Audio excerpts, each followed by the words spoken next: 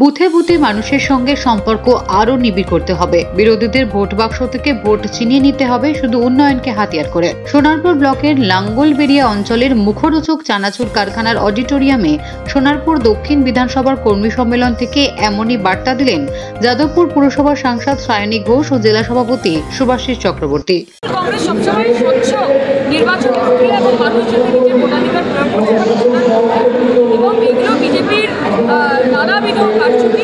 তারা যদি মনে করেন যে এরকমভাবে তারা রাজনৈতিক পার্টি পশ্চিমবঙ্গের দখল করতে পারবে, তারা খুব ভুল।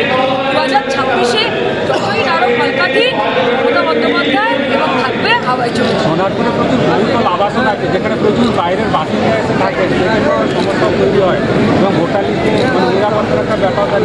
সেই জন্যই আজকের এই মিটিং এবং বিধায়িকা এখানে রয়েছেন, আমাদের চেয়ারম্যান এখানে উপস্থিত ছিলেন, সাংগঠনিক প্রধান ছিলেন।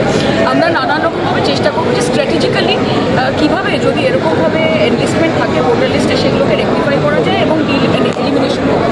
এবং তার সাথে সাথে আমরা যেটাতে কনসেন্ট্রেট করবো সেটা হচ্ছে ফার্স্ট টাইম ভোটার, যারা নতুন ভোটার, যারা 2026-এ প্রথমবার ভোট দেবে, তাদেরকেও নিয়ে আসতে হবে আমাদের দিকে। এবং আপনারা যেটা বললেন আরবান ভোটের ক্ষেত্রেও আমরা যথেষ্ট সজাগ, যথেষ্ট সচেতন এবং আরবান ভোটার নিয়েও নানান কর্মসূচি আগামী দিনে যাব।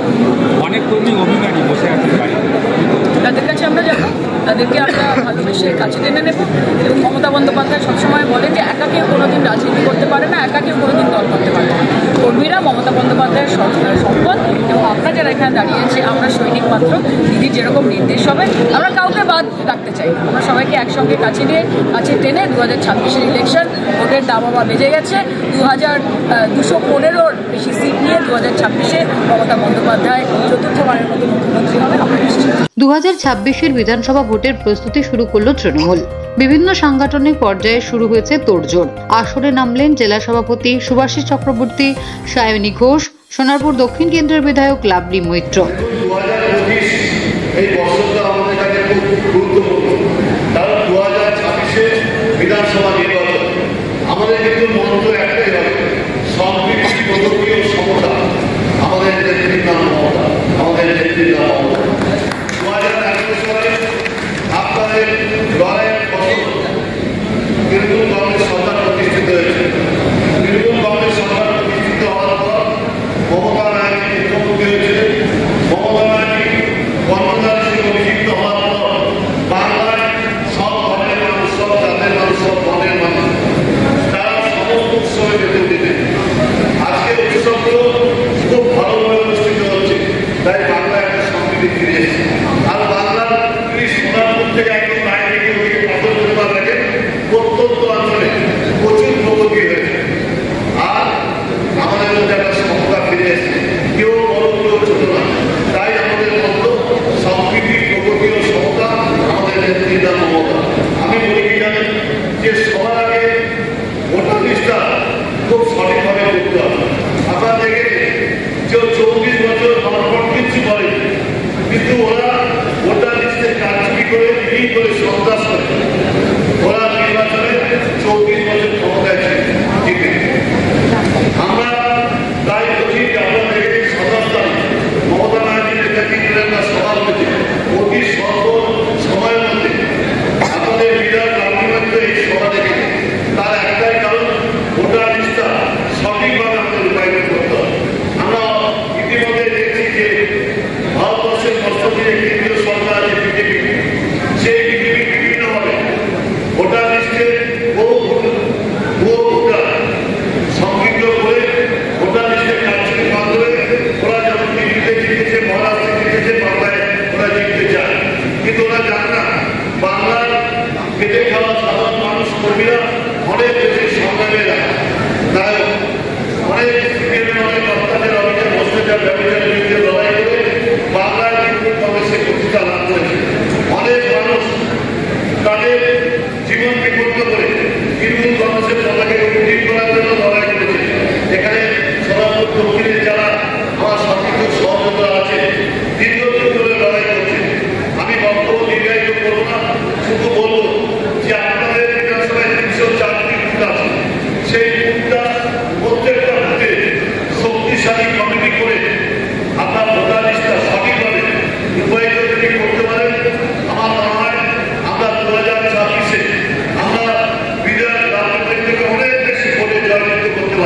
আগামী 1 বছর দলীয় কর্মীরা কিভাবে কাজ করবেন এক প্রকার রূপরেখা তৈরি করে দিলেন বিধায়ক।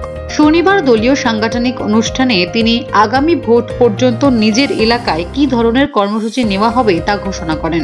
তার মধ্যে অন্যতম হলো আপনার বিধায়ক আপনার পাশে। এছাড়া অভাব অভিযোগ জানাতে পঞ্চায়েত ওয়ার্ড অফিসে বসানো হবে কমপ্লেন বক্স। ভোটার তালিকা স্ক্রুটিনি করতে বুথ ভিত্তিক কমিটিও তৈরি করা হবে বলে বিধায়ক জানিয়েছেন।